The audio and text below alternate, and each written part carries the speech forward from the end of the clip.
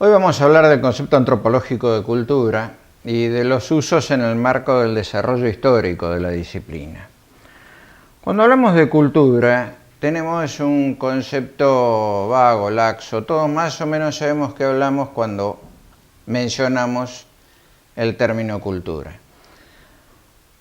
Cuando se habla de que una persona es culta porque habla idiomas, porque ha cursado estudios superiores, porque le gusta la música clásica, porque ha realizado viajes sobre todo por Europa y por los grandes centros culturales del mundo, o cuando se habla de que un país es más culto que otro, esta es una nación culta o no, o cuando se habla por ejemplo, se dice, bueno, la gente tira basura en un lugar y es una cuestión de cultura. Este es un sentido laxo, un sentido vulgar de la palabra cultura.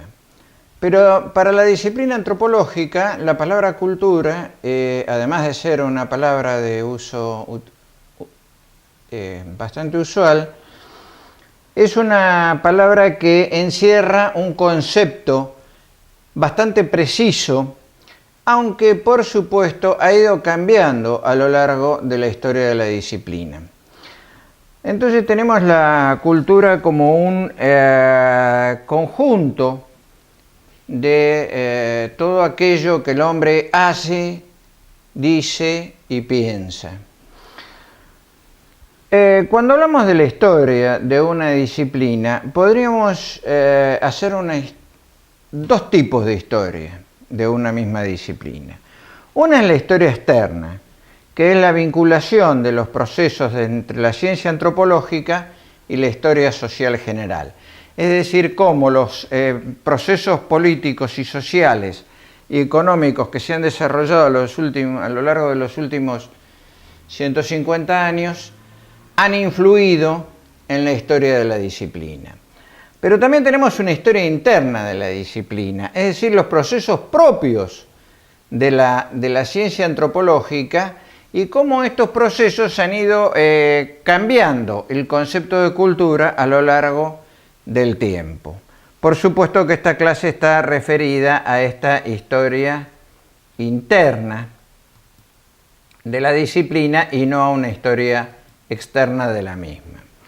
Nosotros cuando hablemos del concepto antropológico de cultura, lo vamos a ir viendo en referencia principalmente a tres ejes. El primer eje habla del materialismo o del idealismo. ¿Qué queremos decir con materialismo? ¿Qué queremos decir con idealismo? Para nosotros el materialismo es una postura epistemológica que tiene que ver con la idea de que la cultura está fundamentalmente centrada en la satisfacción de necesidades humanas. Dicho técnicamente, la cultura es adaptativa, puesto que le permite al humano adaptarse al medio ambiente en el cual vive.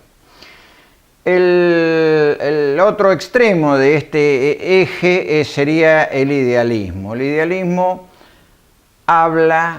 es una postura filosófica, epistemológica, que dice que en realidad el conocimiento está basado, está centrado en la mente de cada uno de nosotros. Por lo tanto, veríamos la cultura fundamentalmente como un conjunto de ideas, conocimientos, pensamientos y lenguajes, más que como una estructura pensada en términos de adaptación.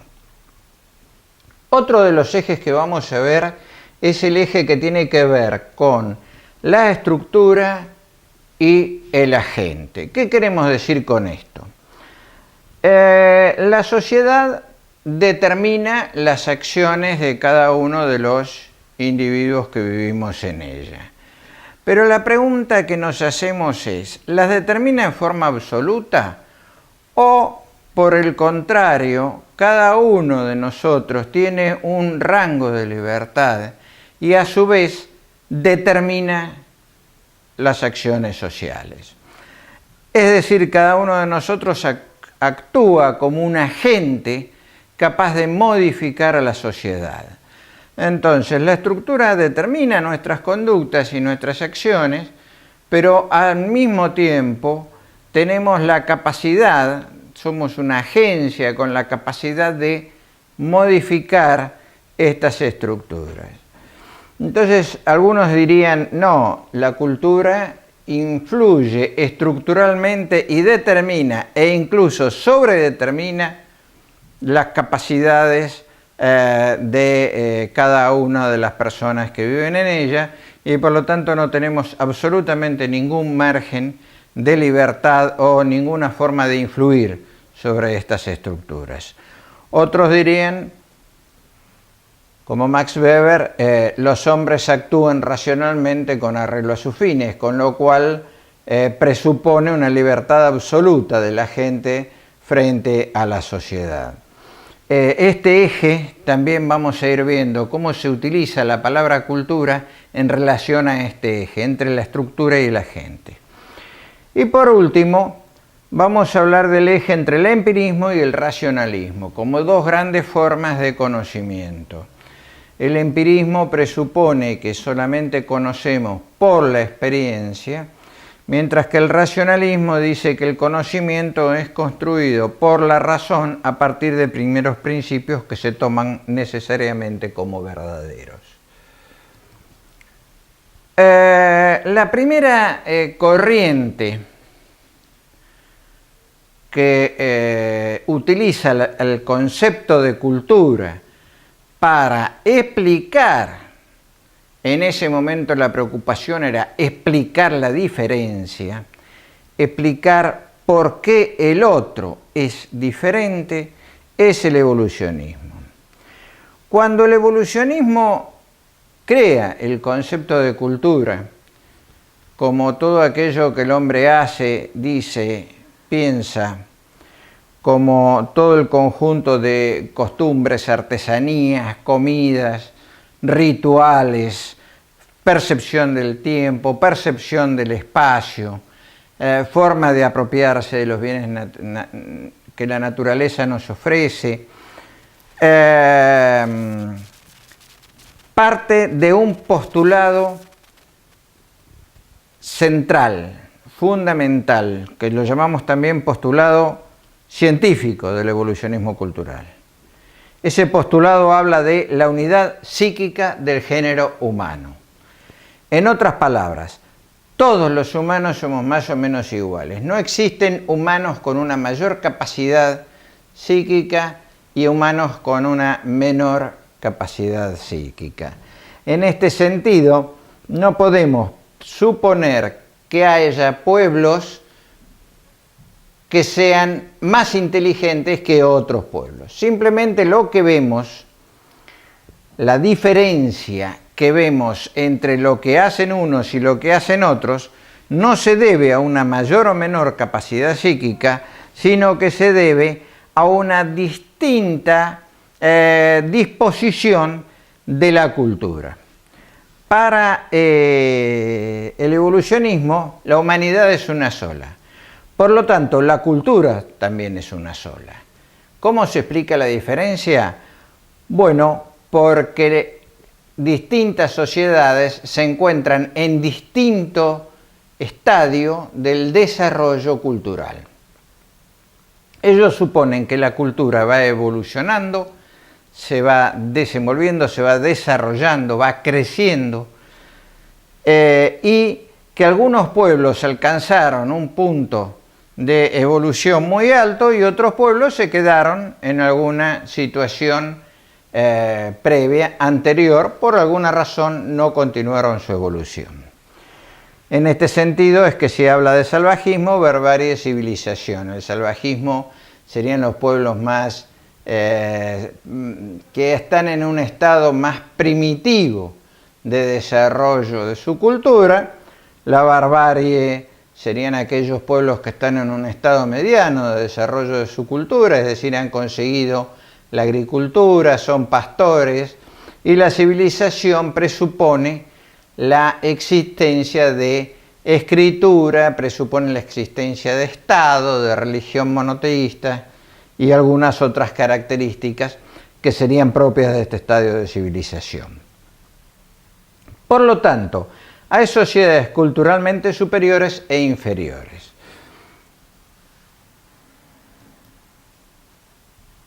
En este problema de la estructura o de la agencia, una cuestión básica, digamos, de toda la teoría social moderna y que por supuesto afecta fuertemente a las ideas de los antropólogos, en este caso que estábamos hablando de los antropólogos evolucionistas. Para los antropólogos evolucionistas, dentro de su idea materialista de la sociedad, la cultura determina absolutamente el comportamiento de los miembros de la sociedad. Es decir, en este caso la estructura es determinante de las conductas individuales.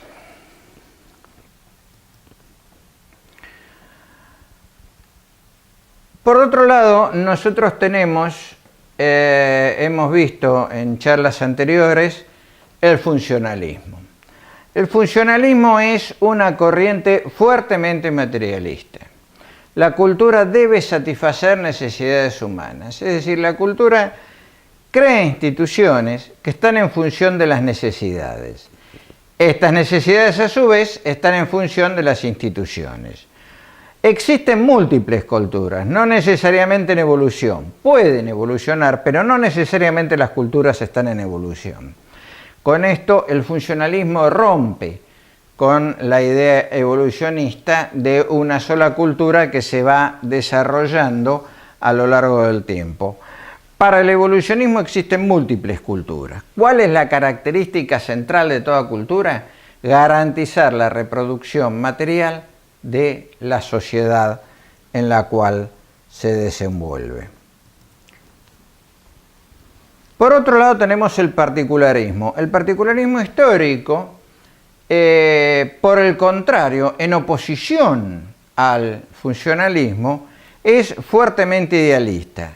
La cultura es un conjunto de pautas históricamente conformadas.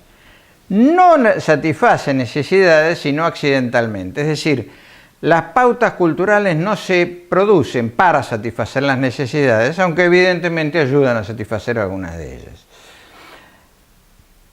El particularismo, por otro lado, es fuertemente relativista. No se pueden estudiar regularidades o leyes universales, sino que se deben estudiar las sociedades una a una. Es decir, cada sociedad tiene una cultura que es particular. Esta cultura se debe a la historia de esa sociedad y no podemos hacer generalizaciones sobre la cultura. Solamente podemos estudiar una a una esas culturas. Como no se pueden comparar la cultura de una sociedad con la cultura de otra sociedad, es decir, esta es más evolucionada, menos evolucionada, más linda, menos linda, sino que simplemente son diferentes, no se pueden comparar sus pautas, es decir, las culturas son inconmensurables. No podemos juzgar una cultura desde la medida, la medición, el metro de otra cultura. Y por supuesto es empirista. La única forma de conocer una cultura es vivir en ella, es estar en ella y es interactuar, digamos, con sus habitantes. Por otro lado tenemos como consecuencia del particularismo histórico, surge en Estados Unidos una gran corriente de antropólogos formados por Franz Boas y formados dentro de la escuela del particularismo histórico. Estos antropólogos norteamericanos van a prácticamente dominar durante todo el siglo XX, a lo largo de todo el siglo XX, la historia de la disciplina. y un grupo de ellos va a conformar una escuela que fue dominante durante 50 años del siglo XX, o 60 años del siglo XX, que se conoce como cultura y personalidad. Para cultura y personalidad, una cultura es la configuración de la conducta aprendida y de los resultados de dicha conducta, cuyos elementos comparten y transmiten los miembros de una sociedad. Acá vemos cómo el particularismo y cultura y personalidad llegan a la cultura desde los individuos. Es decir, desde las conductas individuales se configura la cultura. No es que partimos de la cultura, la cual va a determinar las conductas individuales, sino que son las conductas individuales que son aprendidas en sociedad, que son desarrolladas en sociedad y que son compartidas por los miembros del grupo, las que configuran lo que nosotros después vemos como cultura.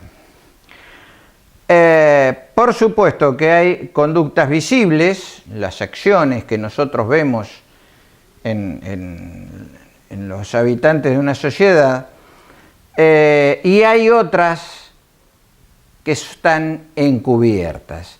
Esto es lo que llamamos los estados psíquicos, los que en cultura y personalidad van a llamar los estados psíquicos. Continuando con esta forma de esta tradición del concepto de cultura y trasladándonos a otra de las grandes escuelas dominantes durante muchos años en la historia de nuestra disciplina, vamos a hablar del estructuralismo. El estructuralismo es una corriente que surge con un antropólogo francés, Claude Lévi-Strauss, quien en la década de 1930 estuvo viajando y visitando varias comunidades originarias de Brasil, vivió y describió con gran maestría lo que él vio entre los Boroboro, posteriormente trabajó entre los Ñambicuara, que son grupos sociales que habitaban en ese entonces en la región del Mato Grosso. Y Lévi-Strauss estaba trabajando en la Universidad de San Pablo como profesor, como docente de la Universidad de San Pablo, y aprovechaba su permanencia en Brasil para conocer estas sociedades originarias del Mato Grosso. En 1949, Lévi-Strauss publica una obra que va a causar una conmoción profunda en la disciplina antropológica, que se llama Las estructuras elementales del parentesco. Él va a trabajar la idea de que las sociedades aborígenes, las sociedades más simples, son sociedades que están estructuradas políticamente alrededor de las estructuras de parentesco. Y él va a observar que estas culturas, donde el parentesco es la institución central, la institución más importante, más dominante, va a observarse fundamentalmente que la cultura conforma estructuras. ¿Qué son las estructuras? Son conjuntos de reglas de transformación que se mantienen a lo largo del tiempo. Las reglas de transformación se mantienen inmutables a lo largo del tiempo y dan lugar a las conformaciones sociales actuales. Dicho en pocas palabras, ¿qué es lo que se mantiene a lo largo del tiempo? Las reglas de conformación. Esas reglas de conformación conforman precisamente las relaciones sociales y las relaciones de parentesco que son visibles en un momento determinado en una sociedad. Las estructuras para Lévi-Strauss son invisibles. ¿Qué quiere decir que son invisibles? Las estructuras no las tenemos a la vista, solamente las puede ver de alguna manera el investigador a partir de una construcción teórica, es decir, las estructuras son un constructo teórico, no son visibles, son inconscientes. Los miembros de una sociedad obedecen esas reglas, pero no son conscientes de las reglas que están obedeciendo. Por supuesto que las conocen y las respetan, pero no son conscientes de que están haciendo lo que sea que estén haciendo en función de una regla impuesta. Las primeras son las estructuras elementales de parentesco. Esta es la primera regla estructural. Las estructuras elementales de parentesco son universales, todas las culturas tienen estas estructuras, aunque sean diferentes en cada una. Y también, siguiendo a Levi-Strauss, son producto de la ley universal de prohibición del incesto. Es decir, al existir dentro de toda sociedad un conjunto de personas con quienes las relaciones matrimoniales y las relaciones sexuales están prohibidas, por lo tanto, existen también un conjunto de personas con quienes las relaciones matrimoniales están prescriptas, es decir, quienes no pueden ser esposos o esposas y quienes, por lo tanto, también define quienes deben ser la pareja, digamos, la pareja matrimonial. Cuando hablamos de estas estructuras inconscientes, muchos de ustedes se preguntarán, pero ¿cómo es posible que existan este tipo de estructuras inconscientes que no las conozcamos y sin embargo las obedecemos? Levi-Strauss nos da el ejemplo que él utiliza como metáfora, como analogía para explicar las estructuras elementales de parentesco, el ejemplo de las reglas gramaticales. Las reglas de la gramática existen y las respetamos, aunque no las conocemos. ¿Quiénes las conocen, las reglas de la gramática? Los gramáticos, los profesores de letras, los estudiosos de la lengua, los lingüistas.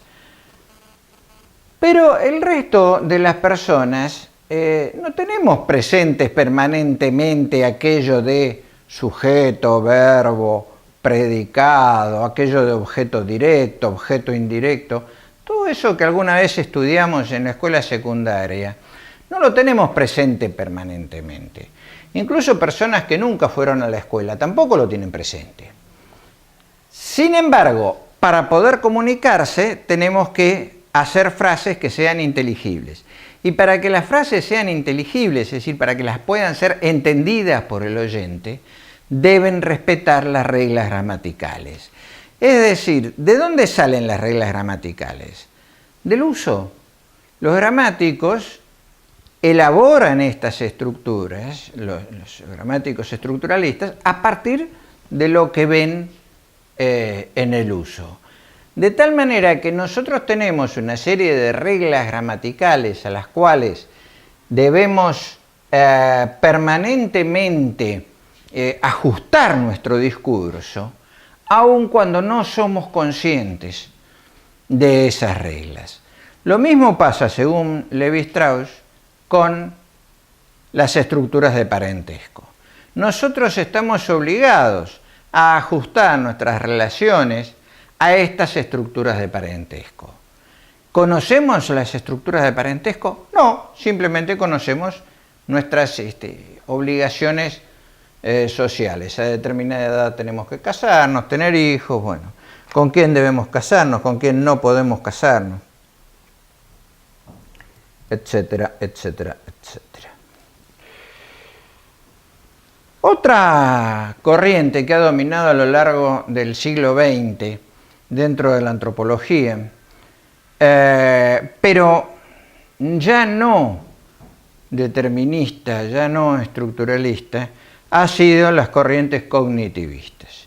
Las corrientes cognitivistas o las corrientes de antropología simbólica ven a la cultura fundamentalmente como un conjunto de sistemas de símbolos. no entienden la cultura desde la perspectiva materialista de la producción y reproducción de la sociedad, sino que entienden la cultura desde la idea de que consiste fundamentalmente en sistemas de símbolos y que por lo tanto la función del antropólogo es conocer y explicar organizadamente cómo funcionan estos sistemas de símbolos, cómo son estos sistemas de símbolos en cada sociedad. En este sentido, el cognitivismo se pregunta fundamentalmente cómo se transmite la cultura y cómo cada uno de los miembros de una cultura conocen, reciben, conocen y eventualmente transforman esa cultura. Es una corriente fundamentalmente idealista.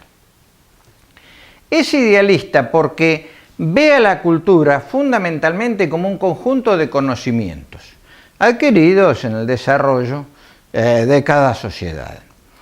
La cultura es fundamentalmente simbólica, es decir, se refiere a un conjunto de textos en diferentes códigos, a los signos y a los símbolos, a los discursos, a los relatos y a todo aquello que tiene que ver con la idea de utilizar símbolos. Y por último, es profundamente relativista, es decir, niega la posibilidad de que una idea como la estructuralista, por ejemplo, pueda servir para una sociedad y para otra, no, de ninguna manera. Cada sociedad debe ser estudiada en sí misma y cada sociedad debe ser vista, cada cultura debe ser vista en sí misma. Por último, y para acercarnos más a nuestros tiempos, se ha ido filtrando a lo largo de los últimos 30 o 40 años, y digo filtrando porque en realidad entra a la disciplina antropológica desde la sociología, la idea de que la cultura es una construcción social.